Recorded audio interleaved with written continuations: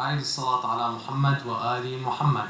اللهم صل على محمد وآل محمد. And the third time in love of our holy Prophet Muhammad sallallahu alayhi wa alihi sallu ala Muhammad wa ali Muhammad.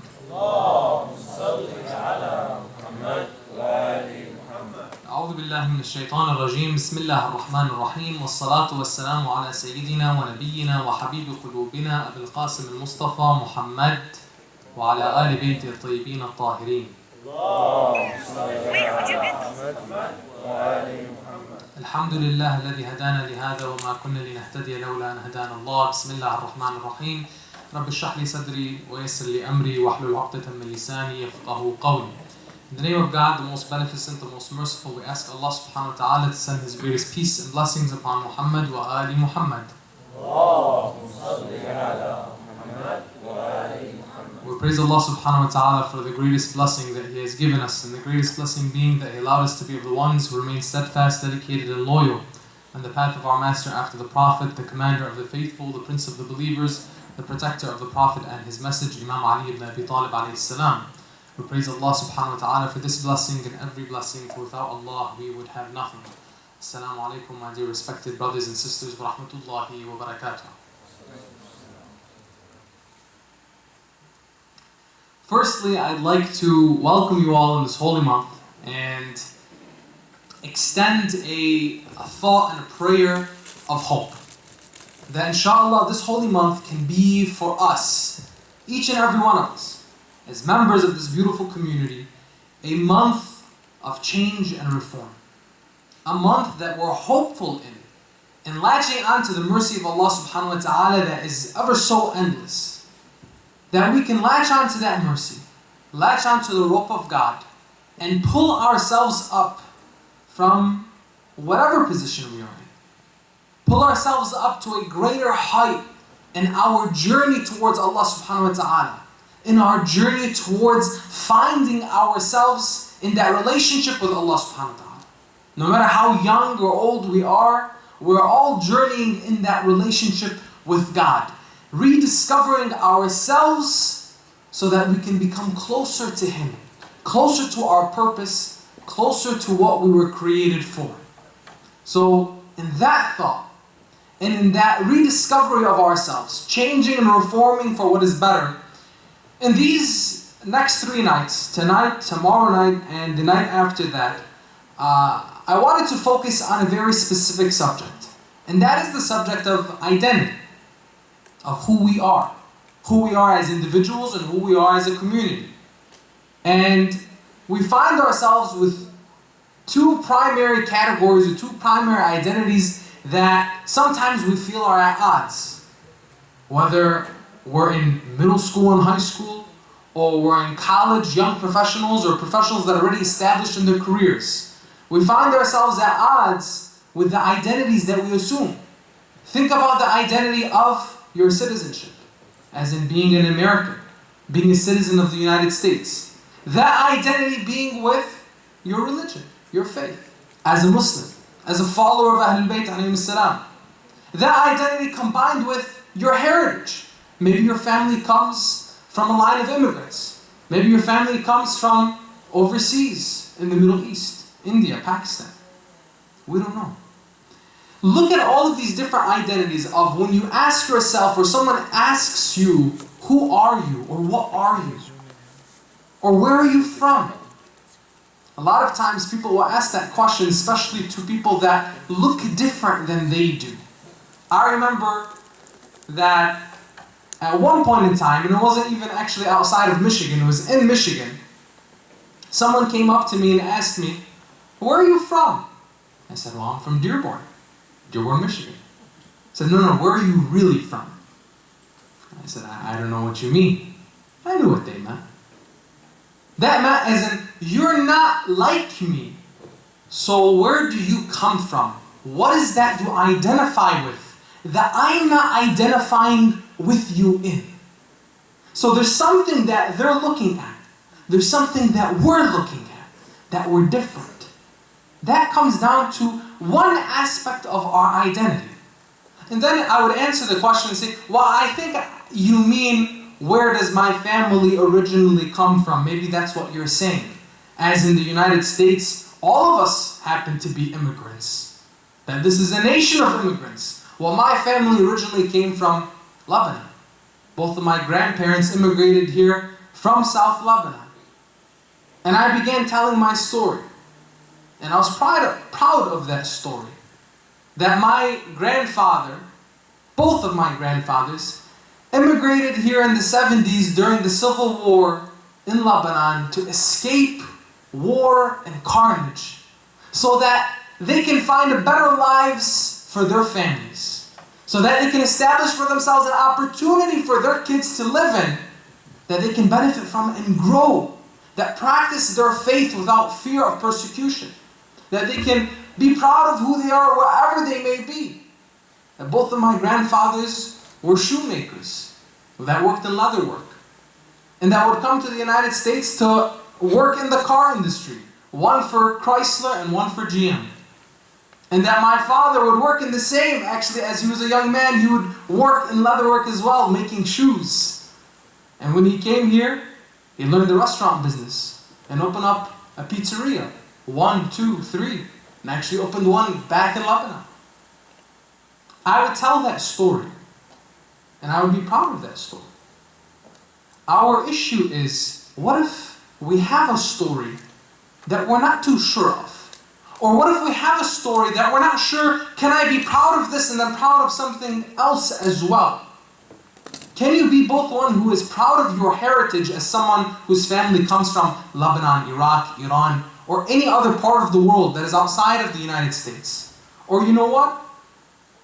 You have a lineage of people, we have many people in our community, converts, that they don't come from the Middle East.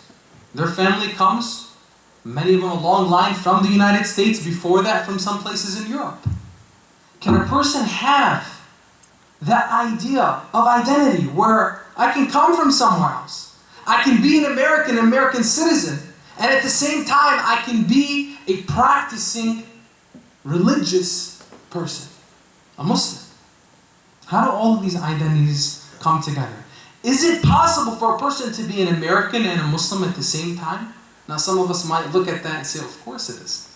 Look at all of us here today. We're all American Muslim. But do we truly identify with that? And is that something to be proud of? Well, inshallah, in this series, we're going to be covering that. We're going to be contemplating and reflecting this and looking directly to see with Ahlul Bayt and the teachings of Ahlul Bayt alayhim salam, what did they provide for us in the way we should look at ourselves, even not just theologically in our creed and our beliefs, but sociologically. That when we look at each other within society, how do we see ourselves? And then by seeing ourselves, we can see how we look at other people that are like us and that are different from us.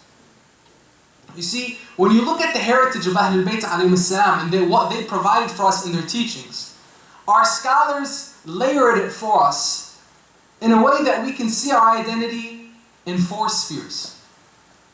In 4 spheres. The 4 spheres are as follows. The core identity, and again, this is not necessarily from a theological perspective, from a perspective of belief and creed.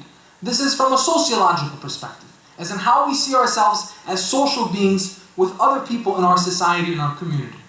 The core identity that we have is that of being a follower of Ahlul Bayt. That's what distinguishes us within the Muslim community and also outside. That core identity being a follower of Ahlul Bayt, Amwali of the family of the Holy Prophet sallallahu alaihi wasallam, that school of thought, that's our core identity. The identity, the sphere that comes immediately after that, is the identity in Islam. The identity that we have as Muslims, as followers of the faith of Islam. And that's an identity that we share with over 1.5 billion people around the world. That's an identity, a commonality that we have with over 1 billion people in the world. You belong to Islam just as much as any other person who calls himself a Muslim. That is your faith. That is your religion. That is something to have and be proud of. Islam. Then the sphere, the third sphere, immediately outside of that, which includes Muslims, followers of the faith, and followers of Ahlul Bayt alayhim salam, is the sphere of monotheism, believers in God. That includes Christians, Jews, people that believe in the oneness of Allah subhanahu wa ta'ala, that believe in following and serving one ultimate God, the one who created everything. We share with billions of people around the world in that identity. And finally, the fourth sphere is humanity. That we share with every other human being that identity that we are human, creations of Allah subhanahu wa ta'ala. Khalqillah, that we are the creations of God, human beings. And that if you cannot find one similarity, be in faith or culture or background or what have you, you have that sphere of identity, the greatest sphere of identity being humanity. Now, where does this come from? All of this. There are a number of teachings of Ahlul Bayt alayhim salam, verses from the Holy Quran, a hadith from the Prophet and his family, giving us an idea of how to interact with one another, giving us an idea of what it means to be not only a follower of Ahlul Bayt, but what it means to be a human being. I want to share a couple stories with you, and these lectures, by the way, just to give you some insight, these lectures are going to be fairly short. We're not going to be doing the traditional 45 to an hour lecture. Inshallah, it's going to be half of that, maybe even shorter. Just so that we can keep the attention. I know everyone's tired. It was a struggle for me to make it over here after iftar. It's a long day. My family was asking me, where were you right before iftar? I was at the office working until 9 o'clock, rushed over to my mother-in-law's house, had iftar, and rushed over here. So, I understand everyone's tired. Let's inshallah benefit from these short presentations as a reflection in our journey towards Allah subhanahu wa ta'ala in bettering and reforming ourselves in these holy nights. But let's continue with the blessed salawat of Muhammad wa ali Muhammad.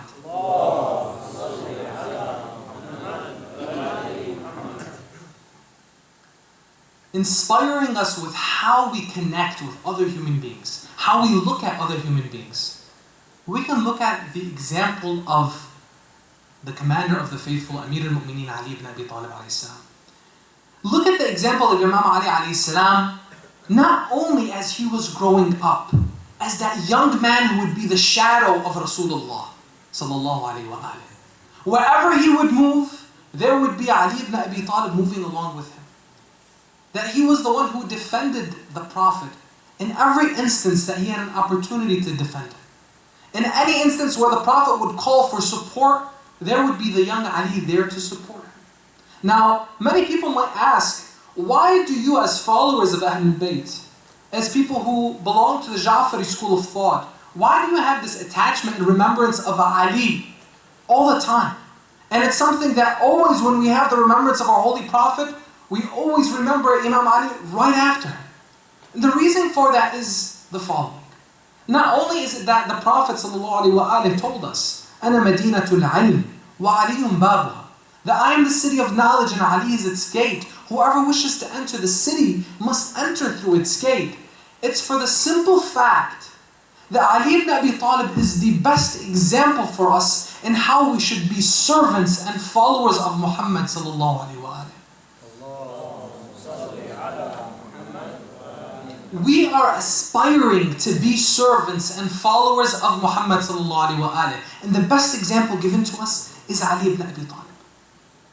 That's why we continue to refer to him as the example. Why?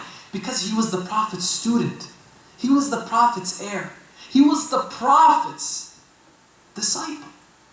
So when we look at Ali ibn Abi Talib, we see one who would choose patience and forbearance in every moment of his life. And forethought, foresight, and wisdom.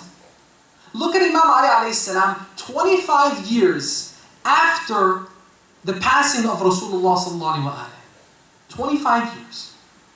When he would become the Khalifa, the Caliph.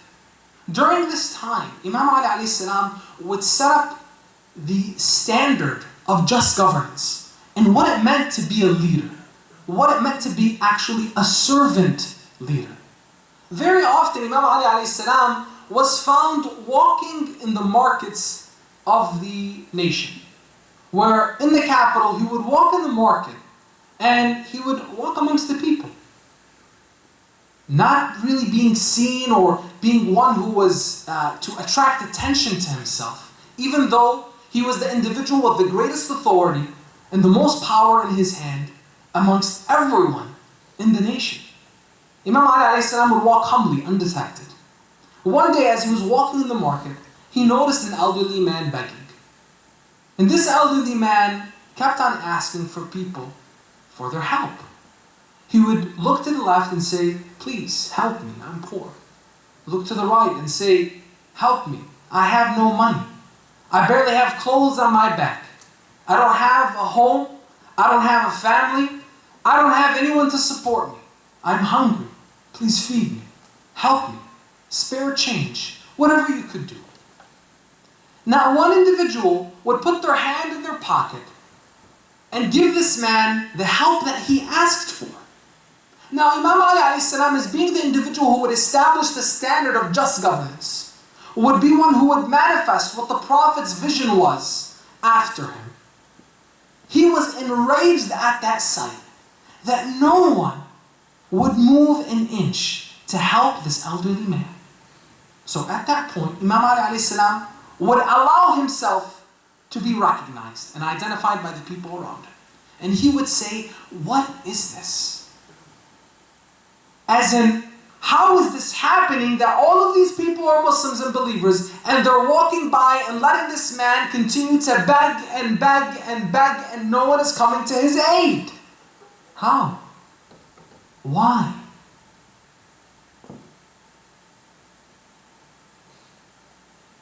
One individual would answer. He would provide an answer. And he would say, "Ya Amir al-Mu'mineen, O Commander of the Faithful, he's but a Christian." At that point, Imam Ali became even more enraged. He said, "A Christian? How dare you use this man up in his youth and then go on to neglect him in his old age? I'm not moving from here until you go to the treasury upon my command and get this man whatever he needs and fulfill those needs of his." Imam Ali didn't look in to see and try to verify with this individual, "Please give me your identification card and tell me what school of thought you belong to or what faith and what religion you practice." He didn't ask if he was an Arab or if he was a Persian. He didn't ask if he was from the city or from the outside. He didn't ask what tribe he belonged to. He didn't ask any of those things. He was enraged by the sight that an individual was being neglected merely because of an identification that people around him had and saw he's different, we shouldn't take care of him. Now what's the difference between us as believers in Allah subhanahu wa ta'ala, believers in His Prophet, believers in the family of the Prophet? What is the difference between us and others? That we will not neglect that principle that you cannot leave another human being alone just because they're different than you. Imam Ali alayhi salam set that example for us on that day and in many other occasions. Imam Ali alayhi salam, in appointing his new governor during his very short tenure as the Khalifa. By the way, Imam Ali alayhi salam, when he was Caliph, he was only Caliph for about 4.5 years. In those 4.5 years, it was plagued by civil war. 3 different civil wars. 3 different civil wars. Nahrawan, Siffin, and Jalal. The Jamal being first, Siffin against Moughania, and then Nahrawan with the Kharijites that came and fought Imam Ali alayhi salam afterwards. Many of them who were on the side of Imam Ali alayhi salam against Moughania and Siffin. Now Imam Ali during this entire period of time, what was he doing? Some mischaracterize the leadership of Imam Ali alayhi salam as one that was indecisive, one that did not create a strong identity for the Muslims at that time.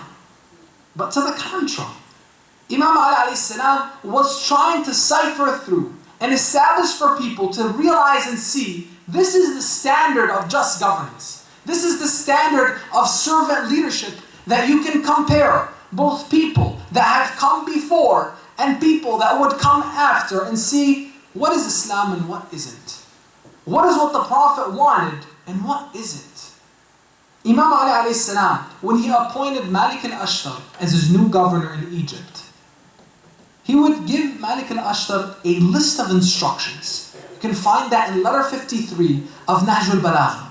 Nahj al-Balagha, the peak of eloquence, a book that was compiled by the 11th century scholar Sharif al-Radi. One that if you look at this work, the work that is also sometimes called, because of its wisdom and its beauty, the sister of the Holy Quran. That if you were to read a work after the Holy Quran, the word of Allah subhanahu wa ta'ala, you would read the work of Nahj al-Balagha. This work, where Imam Ali alayhi salam has sermons, letters and sayings full of wisdom, all reminding us of the teachings of Rasulullah sallallahu alayhi wa alihi. In letter 53 of Nahj al-Balagha, he tells Malik al-Ashtar, O Malik, do not be a ferocious beast over your subjects, over your citizens. You are to treat people as one of two kinds, either your brother in faith or your equal in humanity. Now, many of us might have heard that hadith before, but I want you to take that hadith and then apply it within what we've mentioned from the very beginning, as in the four spheres of identity, our four spheres of identity. If you look at each other, if we look at one another as either brothers in faith or equals in humanity, apply the spheres of identity. The first sphere being followers of Ahlul Bayt. It's very specific. The second sphere immediately after being faith, Islam, that we are all Muslims. Anyone that shares in that belief, in that religion, in that faith, regardless of school of thought, is a brother, is a sister. So even for people that are not part of our own school of thought, we have to look at them as our brothers and our sisters, by the command of Amir al-Mu'mineen Ali ibn Abi Talib alayhi salam. Even if they're from a different school of thought. Our Sunni brothers, our Sunni sisters, they're our brothers and our sisters. This is key. Why? Because when you look at individuals that are different than you, a difference should not create animosity. A difference should not create division. A difference should not be an inspiration for one to spew hate. A difference is merely an opportunity to discuss and engage and learn. Many of us, unfortunately, brothers and sisters, we see amongst ourselves that simply if someone's from originally, their parents or their grandparents are from a different country of origin than us, we start making judgments that this person's Iraqi, this person's Lebanese, this person's Iranian, this person's Pakistani, and there's nothing wrong with categorizing, because as human beings, it's easier for us, for our brains to process merely by categorizing.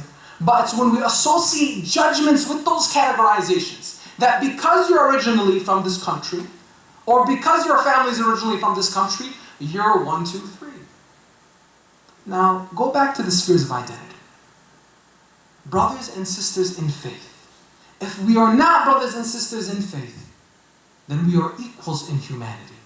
So when it comes to other people of other faiths outside of Islam, they are our equals. When it comes to even people that do not belong to a faith, they are our equals.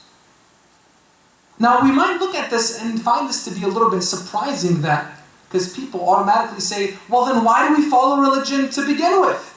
If a school of thought doesn't make you more than a brother or sister, and belonging to a faith, a specific one, or none at all, still makes you an equal to another human being. The difference is what? Belonging to our school of thought has given us this guidance and wisdom. Belonging as the students of Amir al-Mu'mineen, the student of Rasulullah sallallahu alaihi wasallam, allows us to see humanity in such a way that we don't threaten anyone else around us, nor are we threatened by anyone else around us. Why? Because we know our position in this world. We know our position within our faith and with Allah subhanahu wa ta'ala. And just to drive it a bit more home, when it comes to that idea of equality, it basically means I'm not better than you and you're not better than me. Nobody is better than the other. Even if you belong to a certain school of thought or a certain faith. Because we are Muslim, we are proud of our faith. However, that doesn't allow us to go on to the next person and start declaring who's going to hell and who's going to heaven. Allah subhanahu wa ta'ala's judgment of us is based on our deeds and based on our knowledge of Him. Allah subhanahu wa ta'ala is the judge. Now, is this something for us to take back? Go back to our families, go back to our community, go back to our work. How do we take this with us? How do we move forward? These lessons here, these teachings from Ahlul Bayt alayhi salam are ones that allow us to reflect, realize our position, and then give us that inspiration of how to interact. What is our true akhlaq? What are our true ethics with the people around us? And inshallah, in the following nights, we're going to go into a little bit deeper of what it means to be a community. What it means for us to engage with one another.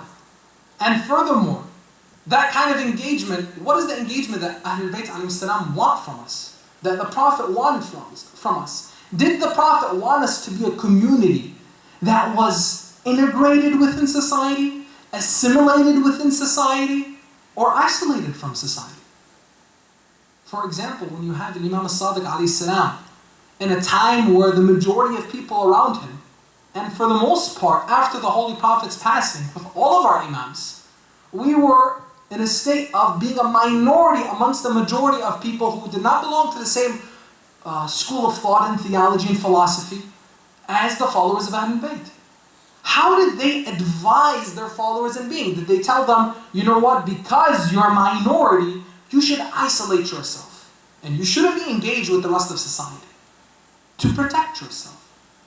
Or did they tell them, you know what, be one within society in a way where you're completely undetected, where nobody can distinguish you between you and the person sitting next to you?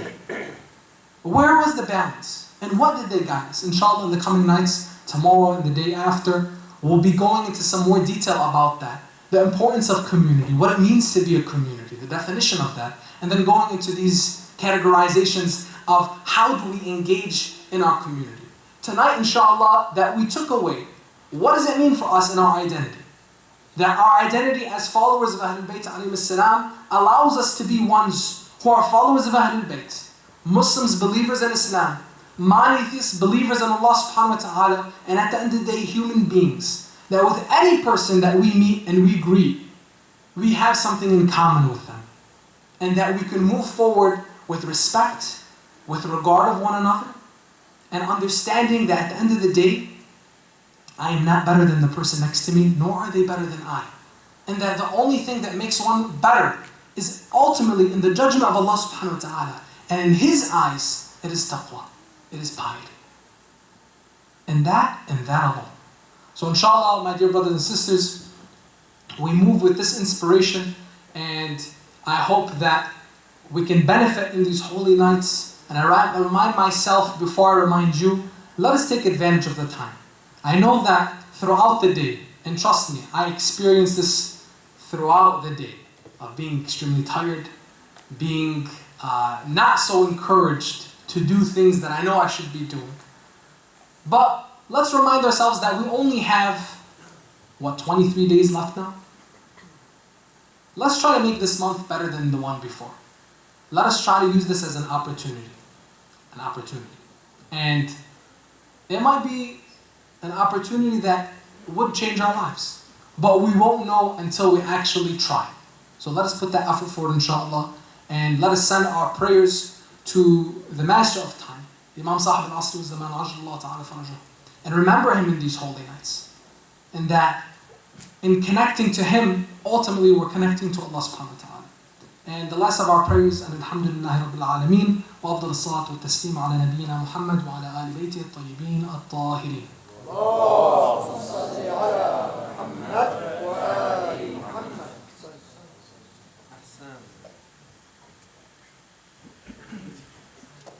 Thank you, Brother Jalal Moughania, for those powerful words, reminding us that we should not judge an individual based on where they are from or what they look like, and the best teacher of this is our beloved Ahlul Bayt.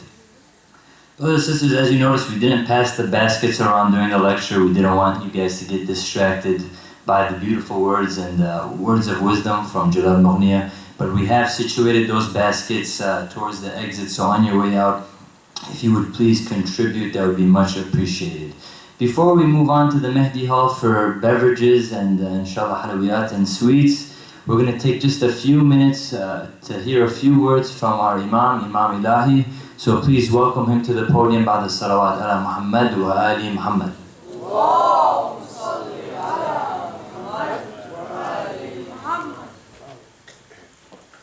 Assalamu alaikum wa rahmatullah. Bismillah ar-Rahman ar-Rahim. And thank you very much, Brother Jalal, with beautiful presentation about identity.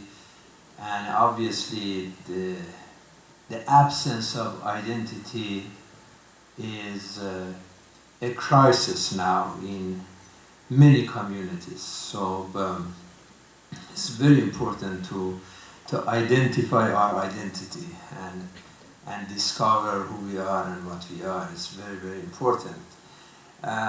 Jalal mentioned the letter 53 and of Imam to Malik al-Ashtar and quoted part of that. There is another letter 31, very important, we mentioned, and the one that we are discussing this night is 69, the letter that Imam Ali wrote to Al-Harith Al-Hamdani. And as Brother Jalal was very brief but very beautiful in his presentation, I make it very short. And Brother David tell me if I was more than 10 minutes, just stop me. So maximum, you are good on time. So do something, come here, kill me, whatever you want to do, just to stop me. We mentioned like the first part was tamassak bil Quran, and then the second part was how to learn from the past for the present and future. And then Imam talked about وَأَكْثَرَ ذِكْرَ الْمَوْتِ, the day that you depart from this dunya, remember that repeatedly. And then Imam, in continuity of his letter, says وَحَذَرْ كُلَّ عَمَلٍ يَرْضَاهُ صَاحِبُهُ لِنَفْسِهِ وَيَكْرَهُ لِعَامَّةِ الْمُسْلِمِينَ. Briefly, he is ihdar from al-hadar, like he is warning to his companion, very best friend of Imam Al-Hamdani. He is saying that, listen, there are three warnings here. Warning number one is that anything that you like for yourself, but you dislike it for someone else, be aware of that and stay away from that. If you don't like it for someone else, then dislike it for yourself too.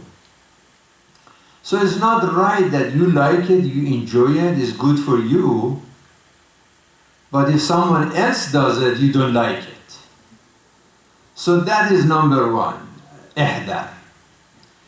Then he said, number two, احذر كل عمل يعمل به في السر ويستحى منه في العلانية. If there is something that you practice it in privacy, but then you shy to show it in public, that is wrong too.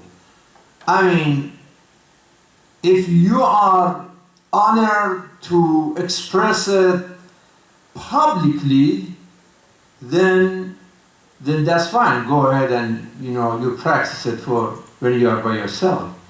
But if it is something that you enjoy it, but you feel shy if someone else know it, so ihdar, that is dangerous, and stay away from that. And hadar number three is احذر كل عمل إذا سئل عنه صاحبه أنكره أو اعتذر منه.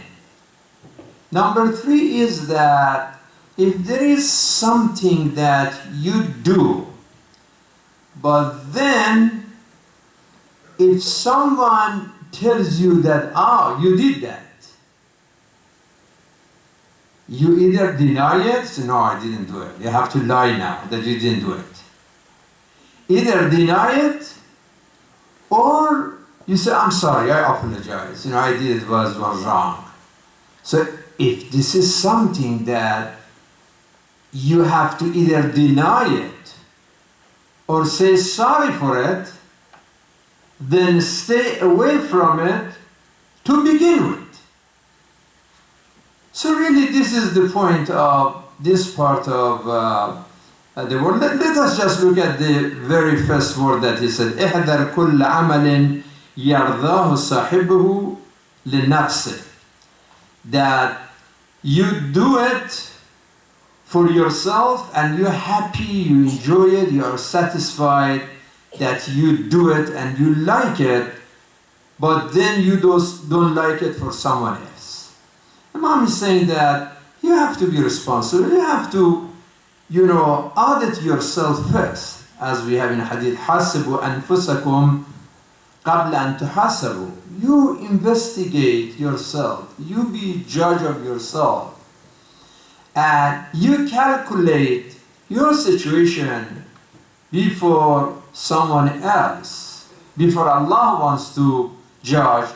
You look at what you are doing, you watch what you are doing, and just focus on yourself first before you think about someone else and criticize someone else. طُوبَى لِمَنْ مَنَعَهُ عَيْبُهُ عَنْ عُيُوبِ النَّاسِ. That your own shortcomings and your own mistakes and your own sins stop you from keep talking about somebody else's shortcomings, somebody else's mistake, and talking all the time about someone else. We have in our jurisprudence and also in Islamic akhlaq and morality a principle called asalatu sihha. Means when someone does something and you're not 100% sure, it apply asalatu sihha. Means don't be suspicious about that. And say inshallah khair, maybe you had a good intention or whatever. Try to justify it in a kind way instead of judgment that Brother Jalal was talking about.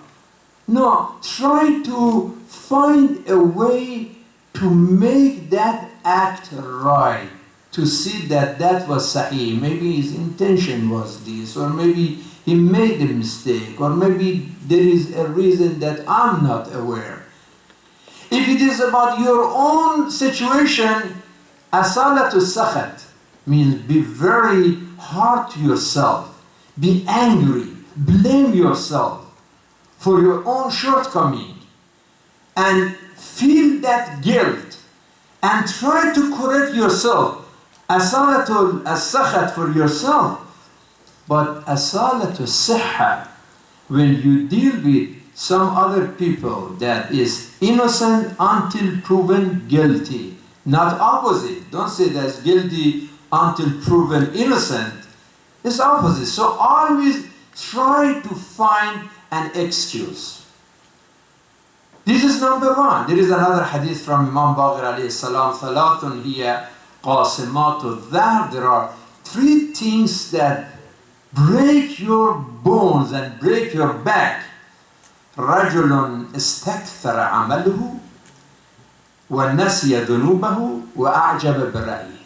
Someone who اسْتَكْثَرَ عَمَلُهُ. One, when I do something like it's big, huge, like, I did favor to everyone and everybody, owes me something. That is wrong.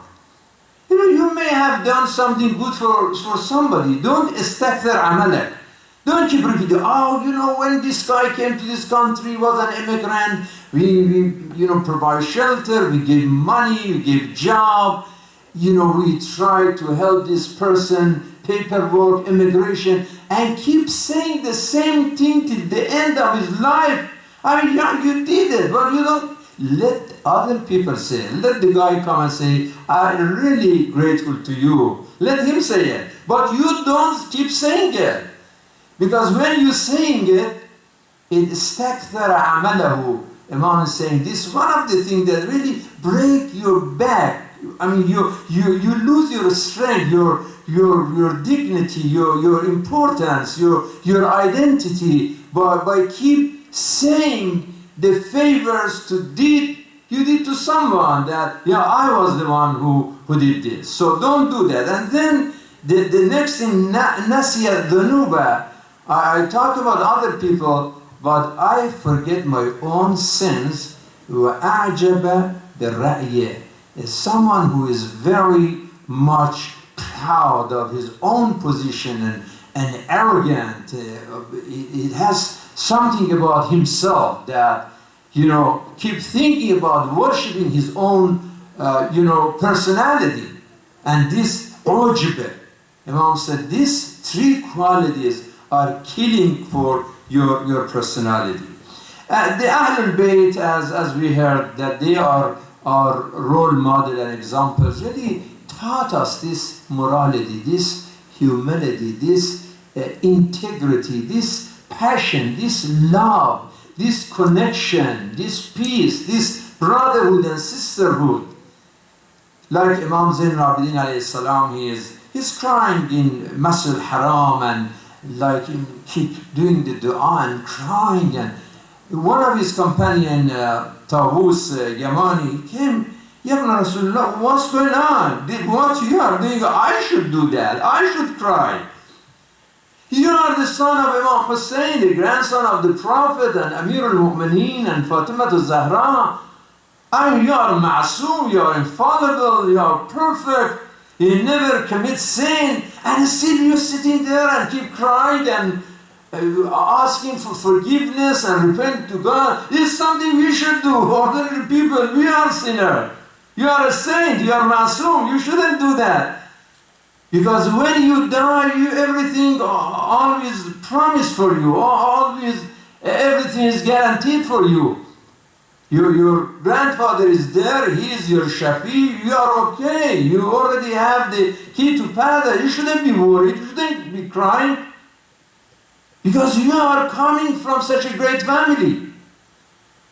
And Imam said, Ya Tawus, hayhat, hayhat, da'anni حديث أبي وأمي وجدي خلق الله الجنة لمن أطاعه ولو كان عبدا حبشيا خلق النار لمن عصاه ولو سيدا قريشيا. Allah created the paradise for those whose qualities are heavenly. It is not about ansab, it's not about your dad and your mom or your family background. If you are even Abdan Habashian, a black guy, poor from Ethiopia, have no connection, no support, and everybody tries to harass you and intimidation and oppress you, and you have no place, but you are obedient to Allah subhanahu wa ta'ala, that is where you go. Your final destination is divine, paradise. But if you are a sinner, if you are sinful, if you are disobedient, even if you are Sayyid al-Quraysh, with all the prestige and personality and your tribe and your family, if you are disobedient and sinful, that is fire of hell. So stop talking about just family root. I am responsible. And this is why, brothers and sisters, there is one verse in the Quran that is been repeated in 5 different chapters. And the verse is, وَلَا تَزِرُ وَازِرَةٌ وِزْرَ أُخْرَى. 5 times in the Quran, same short verse is repeated, that no one will be responsible for someone else's sin.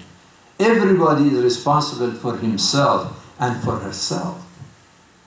It is a hadith that someone saw Imam Sadiq alayhi salam the entire night in Masjid al-Haram. He keeps saying the same dua. He's saying, Allahumma qini shuhha nafsi. Allahumma qini shuhha nafsi. He keeps repeating for hours and hours the same dua. The guy came to Imam Sadiq alayhi salam, said, Ya Rasulullah, that's all you know about dua? I mean, there is nothing else? Just keep the same thing? You are Imam, you are an ocean of information, you know all the verses, you are all the du'as, and you keep just this short dua, Allahumma qini shuhha nafsi. Oh God, please protect me from that greed, the gravity of greed of my soul. Protect me, save me from my greed. Imam said, وَيْحَكَ أَنْ نَسَيْتَ قَوْلَهُ تَعَالَى وَمَنْ يُوقَ شُحَّ نَفْسِهِ فَأُولَٰئِكَ هُمُ الْمُفْلِحُونَ. Did you forget that God said it several times, that those who are able to control their greed, they are muflihin, they are people of salvation, their soul is saved. So basically in the first part, Imam Ali is saying that look at your own situation before looking at someone else. Don't blame someone else for doing something while you yourself like to do the same thing. So instead of blaming someone else, blame yourself. لا تنهى عن خلق وتأتي مثله عار عليك إذا فعلت عديم. It is shame that you are upset with some practices from someone else while you are yourself are practicing the same thing. This is a huge shame that you have such a spirit and such a feeling that is okay for you, but it's not okay for someone else. Or somebody or something you expect some other people do it, but you yourself don't want to do it. Quran says, أَتَأْمُرُونَ النَّاسَ بِالْبِرِّ وَتَنْسَوْنَ أَنفُسَكُمْ. Sometimes you want some other people do good things, but you yourself don't do it. You want someone else to do it, you don't do it. Or you don't want someone else to do it, but you yourself do it. Imam said, إِحْذَرْ. This is a very serious warning. It is very, very dangerous to do so. So this also reminds us what Jesus said when, that story of that lady that the Jews brought her to Jesus and they said that she committed adultery. And based on the Jewish Sharia law, this lady must stone to death. And Jesus says, well, let the person who is without sin to cast the first stone. And they look at one another and one after another they disappeared because they felt that is serious. We have to really think that, well, if I'm going to stone this lady, first to think if I'm sinless, if I never committed sin, whether it is adultery or any other sins, that if I'm sinful in something, how can I judge and punish someone else for committing the same thing or similar sins? So we have to be careful. Inshallah, in the coming night we go through other sentences because he mentioned three things. I spoke about the first, actually, ihdar. There are two more ihdar in this kalam. Altogether, this letter of 69 has 30 moral principles. And if you, after we go through these, presentations, if you can find out and put those 30 principles in order, you are the winner of the gift of this Ramadan. Sallu ala Muhammad wa ali Muhammad. We thank you, Allah, for this opportunity. We thank you for this life, for this Ramadan, for revelation in Ramadan, for ability of communication with you during this holy month of Ramadan, for inviting us to this reception, for feeding us spiritually with revelation of the Holy Quran, for giving us the chance to know about the Quran, know about Ahlul Bayt, and know about the important events of this holy month of Ramadan. Please bless us and guide us and protect us and enable us to continue this participation and to learn from the Quran and to learn from what Brother Jalal was saying, the sister of the Quran, Nahj al-Balagha. Sallu ala Muhammad wa ali Muhammad.